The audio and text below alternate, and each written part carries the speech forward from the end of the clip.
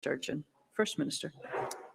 Thank you, Presiding Officer. I'll give an update today on the latest COVID situation and also provide an assessment of the current course of the pandemic. First, though, today's statistics: 2,771 positive cases were reported yesterday, 12.8% of all the tests that were carried out.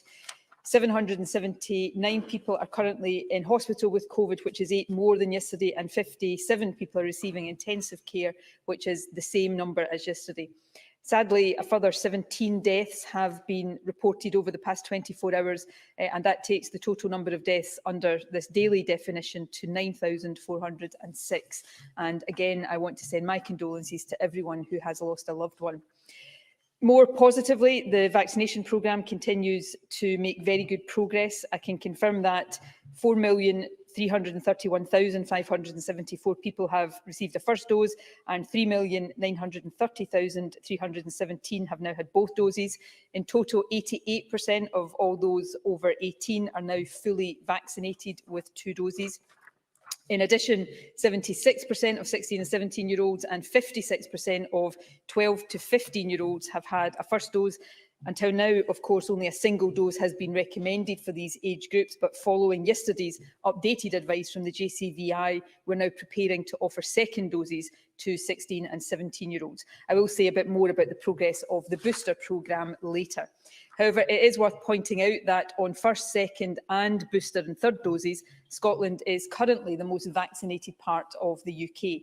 That is down, of course, to the incredible hard work of everyone involved in organising and delivering the programme, and I want to record my thanks to each and every one of them.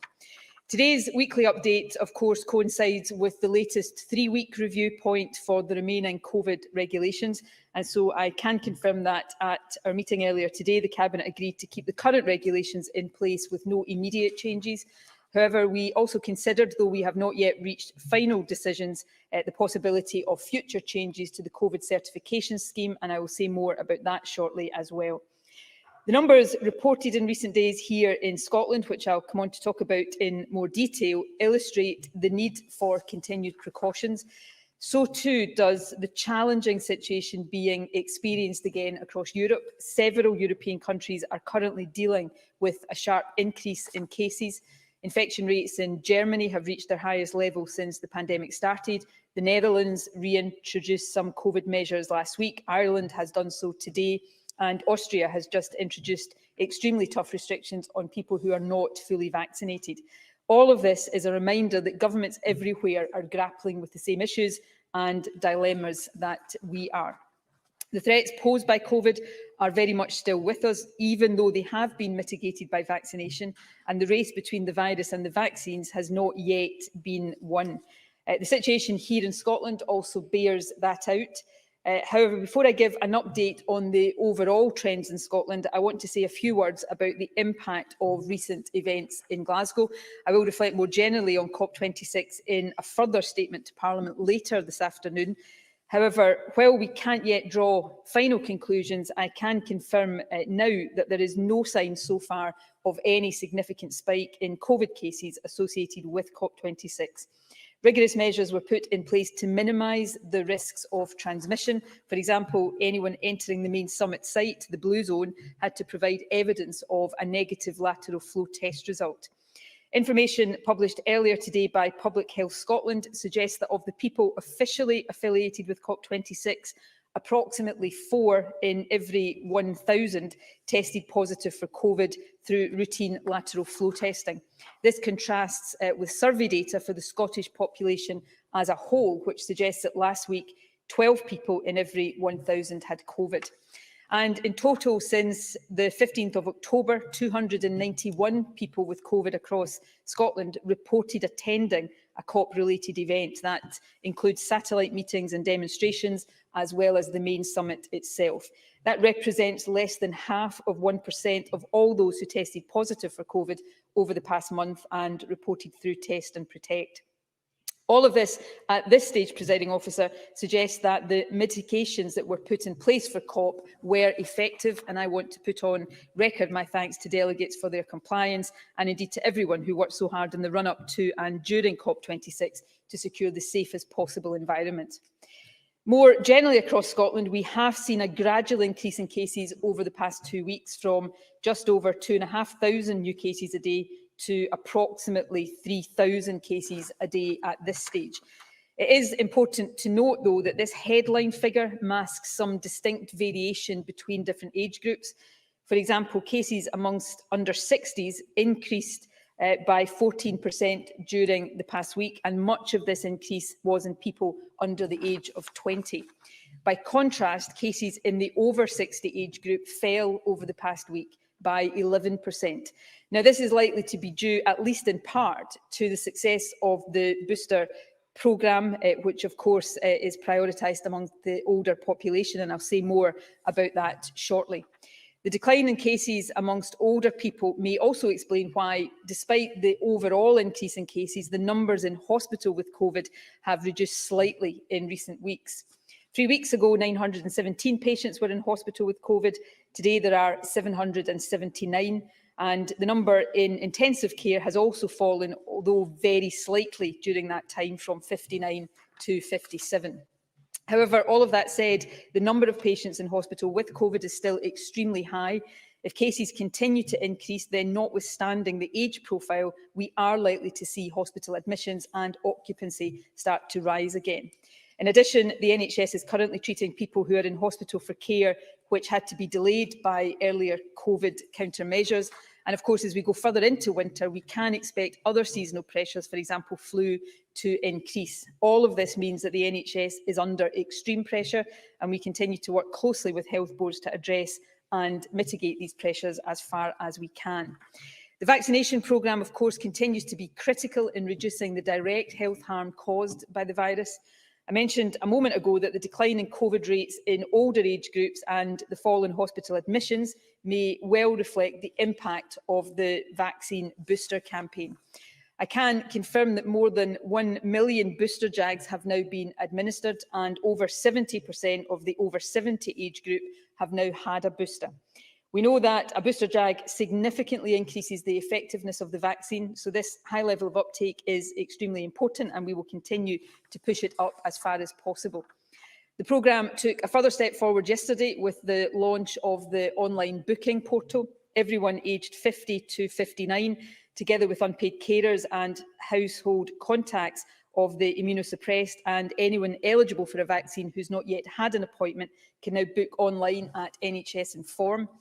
Since yesterday morning, more than 54,000 people have made online bookings, and more than 8,000 people have made bookings through the National Helpline, which can be called on 0800 0300 8013. That's 0800 030 8013.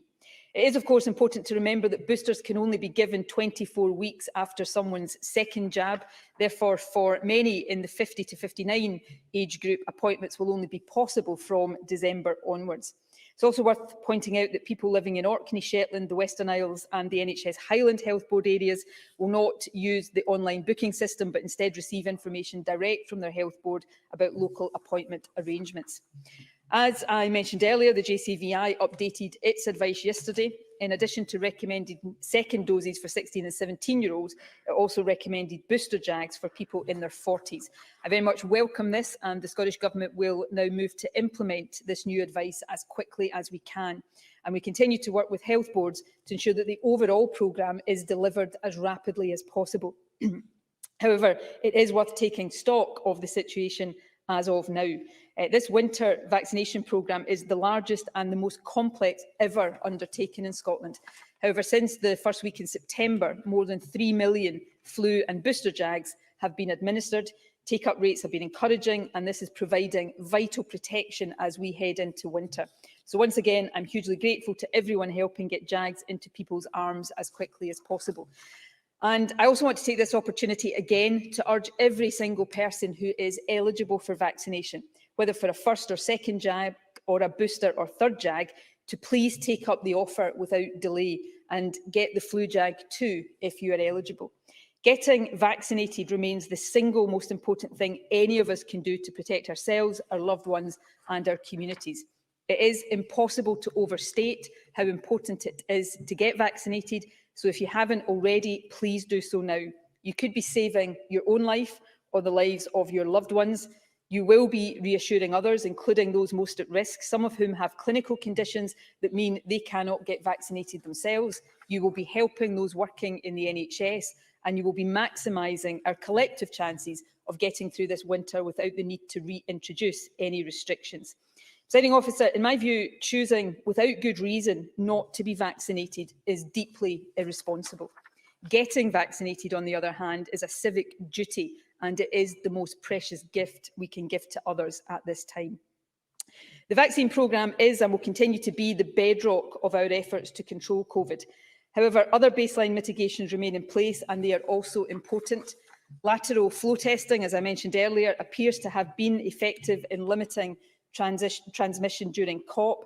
That should remind all of us that these tests are a really important way of detecting infection, particularly in those without symptoms, and therefore preventing onward spread. So I would again encourage everyone to do a lateral flow test at least twice a week, and especially if you are attending events or mixing with people in other households. The tests can be ordered free through NHS Inform or collected from test sites and local pharmacies. Face coverings also continue to be a simple but important mitigation and remain a legal requirement on public transport, in shops and when moving around in hospitality settings. Please also continue to work from home when that is practical. I'm today asking all employers to look again at whether more workers could be supported to do more work from home over the winter period. Lastly, good ventilation is vital. If any of us are having people visit our homes, we should open a window even slightly to let some air flow through the room. Within the public sector, we've taken significant steps to improve ventilation, for example, funding for carbon dioxide monitors in schools. And in September, we announced the establishment of a £25 million fund to help businesses improve ventilation. This fund opens for applications next week. Businesses such as restaurants, bars and gyms will be able to claim back costs of up to £2,500 for measures like the installation of carbon dioxide monitors or improvements to windows and vents. More information on eligibility has been published today on the Find Business Support website. All of these basic mitigation measures are really important at this stage, but of course some of them are also valuable long-term investments. For example, better ventilation won't just reduce the spread of COVID, it will also help reduce the spread of other airborne viruses now and in the future. And there's an important point here which is worth stressing. When we talk, as many do these days, about living with COVID, it's important that we don't think of this as simply giving in to the virus. Instead, it is about making sensible changes that allow us to return both to greater normality and to better health. Presiding Officer, the final mitigation measure I want to talk about today is the COVID certification scheme. It is the strong view of the Scottish Government that this, together with the other measures still in place, makes an important and proportionate contribution to stemming COVID transmission. The value of certification is also recognised in other countries, many of which require certification for access to a much wider range of services than is currently the case in Scotland. Wales, for example, expanded the scope of its own scheme yesterday. It now applies to theatres, cinemas and concert halls, in addition to the same range of venues as in Scotland. The Cabinet discussed possible changes to the current certification scheme at our meeting this morning. We intend to take a final decision next Tuesday in light of the most up-to-date data. In the meantime, later this week, we will publish an evidence paper and consult businesses on the practicalities of implementation should any changes be made. However, while final decisions have not yet been reached, I want to provide an update on the issues under consideration. I should also say that we would provisionally intend for any changes we do decide to make to the scheme to take effect from December the 6th.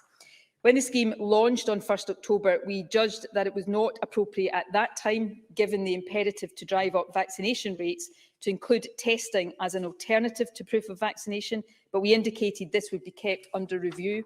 So we will be assessing in the coming days whether, on the basis of current and projected vaccination uptake rates, we are now in a position to amend the scheme so that, in addition to showing evidence of vaccination to access a venue, there will also be the option of providing evidence of a recent negative test result. That is already a feature, of course, of many other countries' certification schemes. We're also considering whether an expansion of the scheme to cover more settings would be justified and prudent, given the current state of the pandemic. Again, let me stress that we have not at this stage taken a decision to extend the reach of the scheme. However, to allow us to engage openly with businesses in the coming days about the pros, cons and practicalities, I can confirm that the kinds of settings that might be in scope would be indoor cinemas, theatres and some other licensed and hospitality premises. We would, of course, retain exemptions for those under 18, for those who cannot be vaccinated or tested for medical reasons, for people on clinical trials and for those who work at events or in venues subject to the scheme. Exceptions would also be retained for worship, weddings, funerals and related gatherings. I will give a further update on this in next week's statement, and if we decide to propose any amendments to the regulations on certification, Parliament will have the opportunity to discuss and debate these amendments. Presiding Officer, I am acutely aware that many businesses want us to remove mitigations, including certification, not extend or tighten them. I understand that, but all of our decisions are and must be motivated by a desire to keep people safe, but also to get through what will be a challenging winter without having to reintroduce any restrictions on trade. We want, if possible, businesses to stay fully open over Christmas and through the winter, while also keeping COVID under control. If an expansion of COVID certification can help us do that, it would be irresponsible not to consider it. Presiding Officer, as the detail of this statement makes clear, and as the situation across Europe also shows, the need to carefully manage this pandemic still deprives us of any easy options. While we hope very much to get through winter without reintroducing any further restrictions, as some other countries are now starting to do, we do have a duty to keep proportionate options under review, and we will do so. To assist with and give an insight into the factors guiding our considerations, we are also publishing an updated strategic framework today. This covers in more detail many of the issues I have already summarised. And one of the points it reiterates is that all of us across society, individuals, businesses and other organisations, must continue to play our part in helping curb the spread of the virus. For that reason, Cabinet Secretaries are continuing to work with COSLA, individual local authorities and businesses on the actions we need to take to reduce transmission, preferably without additional restrictions. And I will close again by reiterating what we can all do to protect ourselves and each other. So firstly, please do get vaccinated if you're eligible and haven't yet done so. As I mentioned earlier, that includes going for a booster jab when you're invited. It is never too late to get vaccinated, and it remains the single most important thing any of us can do right now. Second, please test regularly with lateral flow devices. These, of course, can be ordered through NHS Inform or collected from local test sites or pharmacies. If you test positive or are identified as a close contact or have symptoms of the virus, please self-isolate and book a PCR test. And third, please comply with the mitigations still in place. Work from home when that is possible, wear face coverings in indoor public places, shops, public transport and moving around in hospitality, wash hands and surfaces thoroughly and meet outdoors if that is possible. That obviously gets harder through the winter, but it is the case that outdoor environments are safer than indoors. And when you are meeting indoors, try to open windows. Anything to improve ventilation will help. All of these precautions do still make a difference. They will protect us and those around us, and they will help to ease the burden on our NHS. So I ask everyone to continue to stick with them and thank everyone for doing so. Thank you. The First Minister will now take questions on the issues raised in her statement. I intend to allow around 40 minutes for questions, after which we'll move on to the next item of business. And I'd be grateful if members who wish to ask a question were to press their request to speak buttons now. And I call Douglas Ross. Thank you very much, Presiding Officer. It's vital that everyone who can have a COVID jab goes out and gets it as soon as possible. The vaccine, including the booster jab, is our best weapon against this virus. And that's why we've called for the reopening of mass vaccination centres. This will ensure that, alongside the current local delivery programme, we maximise the opportunities for people to get their vaccine booster. So will the First Minister agree to reopen these mass vaccination centres so we can speed up the booster jab rollout and help to protect people quicker? Today, the public were expecting a statement that delivered clear decisions. We all were. That was the message The Deputy First Minister was sent out to give this Parliament last week. Instead, we're being told once more to wait until next week. The government has delayed again, creating wholly avoidable uncertainty.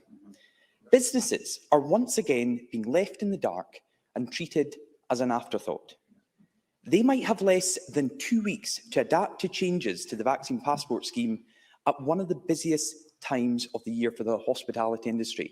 And this has a big impact on their staff as well. It is a total lack of respect for Scottish businesses who the SNP expect to shoulder the costs of their vaccine passport scheme. The Deputy First Minister said last Tuesday that this government would discuss options with businesses over the course of this week. So can the First Minister give a clear answer and tell us the outcome of those discussions over the last week? The government must know who might be impacted. So let me ask the First Minister the same question I asked the Deputy First Minister last week. Exactly which businesses are the government still considering expanding the vaccine passport scheme to? Because she mentioned, and I quote, some other hospitality venues. Which hospitality venues have to prepare for this added burden? And finally, the First Minister has just said, and I quote, we want, if possible, businesses to stay fully open over Christmas. We know the government wants to keep options open, but will the First Minister be clear to Scottish businesses and the jobs that depend on them? Does that statement mean the SNP government are considering closing businesses and premises over the winter months? First Minister. Presiding Officer, it pains me to say this, but the immaturity and irresponsibility of Douglas Ross in the face of this virus continues to be utterly breathtaking. Is he, I know he's had other things in his mind in recent days, but is he oblivious to what is currently happening across Europe, where this virus is on the rise again, and governments everywhere are once again having to grapple with the most difficult decisions? We are seeking to do that in a responsible way. That's what we have done throughout, and we will continue to do that in the period ahead. Two issues were raised in particular, one on vaccination. We are organising the vaccination programme in this phase in the way that makes best use of resources and vaccinates people as quickly as possible. One of the things I've learned in recent weeks is whatever we decide to do, Douglas Ross will probably oppose it. So when we introduced a vaccination programme for younger teenagers that wasn't principally school-based, that was criticised, but then it turned out we managed to vaccinate those younger teenagers quicker than any other part of the UK. Across every single dose of this vaccine right now, Scotland is the most vaccinated part of the UK. We're not complacent about that. We continue to press to speed this up every single day. But this vaccination programme is going extremely well, and perhaps once in a while Douglas Ross could find it within himself to thank those who are working so hard across the country to make sure people are vaccinated. And on the issue of COVID certification, it's simply not an option right now for any government across Europe or much of the world to do nothing in the face of this virus. The easiest thing, of course, is to oppose everything that governments decide to do to try to keep people safe. If I had, Douglas Ross bemoans the fact that Cabinet hasn't taken a final decision yet. If I had stood up here today and said we had taken a final decision to expand the reach of the certification scheme, he would have criticised that, of course, and said that we were acting too quickly, that we weren't taking account of the up-to-date data. We have decided to consider this carefully, to take account of the up-to-date data and reach a decision next week. In the meantime, we will publish an evidence paper and we will consult with businesses on the practicalities and the pros and cons. And we will decide which businesses, on the basis of the data and the evidence I've set out today, in order to give people an update on what we're considering, the sectors that we are considering. And people only have to look around at the UK, Wales right now, Ireland, which is extending its COVID certification, and many countries across Europe, to see that actually most governments are grappling with these same difficult decisions. The easiest thing in the world right now, as Douglas Ross has found out, is to oppose everything. But when you have a duty, as government does, to try to keep people safe, then the decisions are harder than that, and we will continue to take them with an intense degree of responsibility. Anna Sarwar. Presiding Officer, I'd like to start by offering my condolences to all those that have lost a loved one and to recognise those who continue to put every effort into the front line and keep us all safe. I would urge the Government, though, to do more than just applaud them and thank them, recognise and reward them too when they come forward with their own pay disputes. The Government has still not fixed the tools they already have and are now instead looking at expanding a system that the Deputy First Minister himself said he had no evidence that was reducing cases of COVID. The vaccine works. It reduces hospitalisations, it reduces death rates, it reduces cases of long COVID.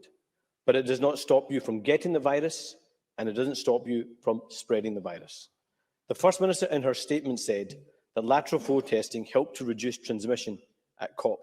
She has been arguing the opposite in relation to the vaccine passport scheme.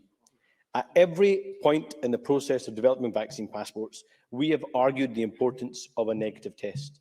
In fact, every single scheme that the First Minister quoted in her statement and in her response includes the use of a negative test. So in the coming week, accept you got it wrong, admit that testing should always have been at the heart of our COVID reduction strategy, and commit today to including a negative test in any reformed or expanded scheme, to meaningfully engage with the sectors impacted, to share the evidence, to consider the practicalities, and provide financial packages that stop businesses going under and people losing their jobs. First Minister.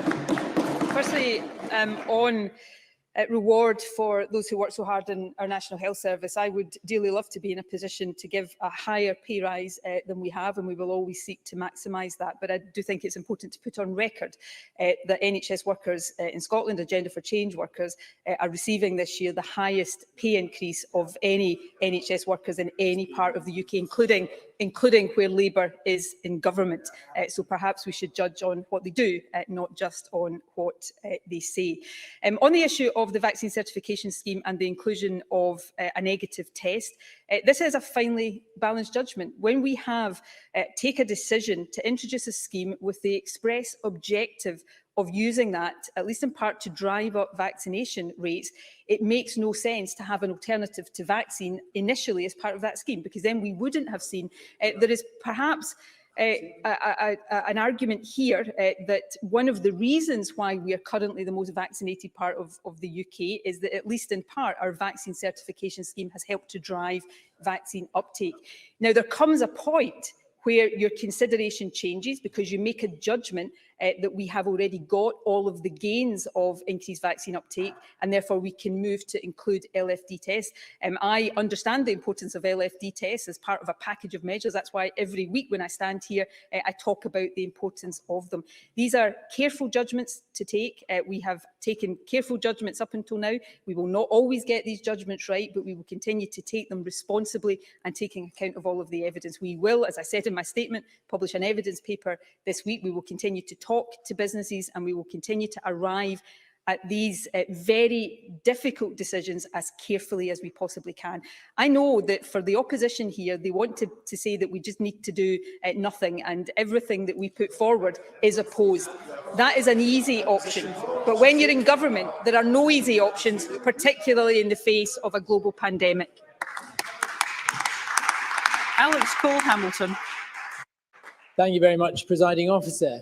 Presiding Officer, if any proof were needed that vaccine certification is unnecessary and there are better alternatives, then it can be found at COP26. The First Minister just said herself that it was the safest possible environment.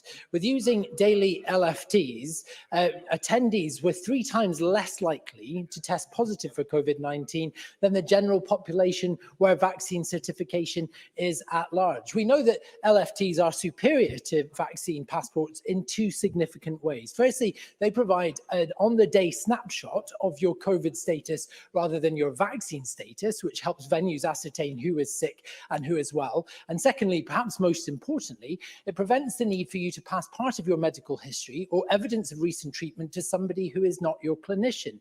A mixed bag or a combination of these 2 schemes will not cut it. So will the First Minister abandon vaccine certification entirely and build a scheme built entirely around lateral flow testing? Thank you. First Minister.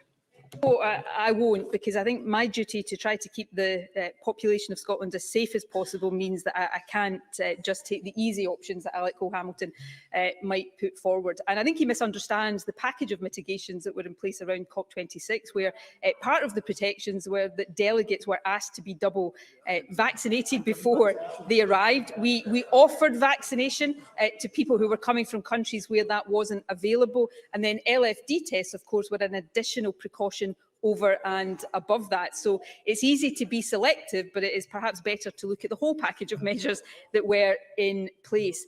And in terms of the wider issue here, when you have a scheme that is partly about driving up vaccination rates, then it makes no sense to give an alternative to vaccine because then you undermine the objective of your scheme. And it is really important. Vaccines have limitations, although they are hugely effective. LFD tests are effective, but also have limitations. We need to use all of these tools at our disposal to drive rates down as far as possible and keep people as safe as possible. And that's the obligation and the responsibility that this government will continue to take seriously, even when it means unpopular decisions every single day that we're in this pandemic. Annabel Ewing, to be followed by Murdo Fraser. Thank you, Presiding Officer. A significant continuing impact of the COVID pandemic has been the restriction on face-to-face meetings with GPs, which is impacting on people across my Cowdenbeath constituency and indeed across Scotland. Can the First Minister therefore advise as to what steps are being taken to improve patient access to GPs and whether the need for the current 2-metre infection control requirement in healthcare settings will be kept under review? First Minister. Well, our recovery plan includes working with GPs to restore face-to-face consultations in surgeries. Public Health Scotland has already published updated guidance for primary care settings, covering key issues like physical distancing, which is now 1 metre, not 2, access for patients and wider infection prevention and control, and this will be kept under review. We aspire to return to a greater availability of face-to-face appointments. However, a number of patients will wish to continue with phone or video consultations. Where clinically necessary, the option to have a face-to-face consultation should always be available. Our winter funding package will help increase NHS and social care capacity over the winter, and that of course includes funding for accelerated recruitment to aid general practice. Murdo Fraser, to be followed by Eleanor Whittam. Thank you, Presiding Officer. The First Minister in her statement recognised the very substantial concern that already exists in the business community about any extension of the vaccine passport scheme, when some hospitality businesses are already reporting a 40% loss of trade. Now other businesses could face a similar loss of trade and additional costs in providing extra staffing with just 2 weeks to prepare for changes. If the Scottish Government goes down this route, will it provide a package of additional financial support for those businesses which are affected because it is already badly required? First Minister. We'll continue to consider additional financial support as necessary. In fact, on a different issue today, I've just announced or confirmed additional financial support to enable businesses, including bars and restaurants, to improve ventilation. So we will continue to look very favourably at any argument that is made there. I think Murdo Fraser and others have to be very careful with this argument that because trade is down, that is an argument against measures to make settings safer. I've spoken to many people, and I appreciate this will not be a unanimous view, but I've spoken to many people anecdotally who say that the reason they're not going back to pubs and restaurants is because they don't yet feel safe enough, and that actually if people's vaccine records were being checked, that would make them feel safer and perhaps more likely to go back. So there are arguments in both directions on this. I understand how difficult it is for hospitality, for the tourism trade and for other sectors that have been so badly affected. But the key to getting back to normal is to firstly keep COVID under control and then build the confidence of people to start going back to normal life. And we've got to use every possible tool at our disposal to do that. Eleanor Whittam, to be followed by Rhoda Grant. I've had a number of constituents contact me to raise their concerns about the lack of access to general dental practitioners for all but emergency treatment, and that such treatment is often framed around minimum interventions. There have also been issues with people moving to Carrickmillock and Doon Valley and not being able to register with a dentist. Can the First Minister advise when general dental practices will resume more routine services? First Minister. Well, from, I think, early November last year, when the full range of care and treatment was made available, we've been working to increase patient access in NHS dentistry. That has included additional funding for ventilation and improved dental drills, for example. We're in discussion with the BDA to support dentists and put patients at the centre of building a sustainable NHS service. And from February next year, we'll bring in enhanced fees for a range of treatments, including a more comprehensive examination supporting NHS dental teams to clear the backlog in routine care that built up during the course of the pandemic. We've already provided £50 million of financial support, plus an additional £35 million of PPE to ensure that dental services can emerge well placed to care for patients across Scotland. Rhoda Grant, to be followed by Gillian Martin. Thank you, Presiding Officer. A constituent contacted me after the instructions with the lateral flow test kit advised her to record the results through an NHS Scotland website. The UK Government website sends confirmation of a result within minutes. My constituent discovered that the Scottish website can take up to 24 hours. This is useless when confirmation is required the same day as the test in order to visit loved ones in a care home. Can I ask the First Minister why the wait times for the Scottish website are so long, and whether there is a need for a separate Scottish system when the UK government system works? First Minister. I'm genuinely more than happy to look into that in a bit more detail. The advice is for people doing LFD tests to record the result of those tests through the UK website. I've been doing that myself every day for the past couple of weeks and do it regularly. So that is the advice. So I'm not entirely clear exactly what website is being referred to, but if the details can be passed to me, I'm happy to look into that and provide any further information and advice after I've had the opportunity to do so. Gillian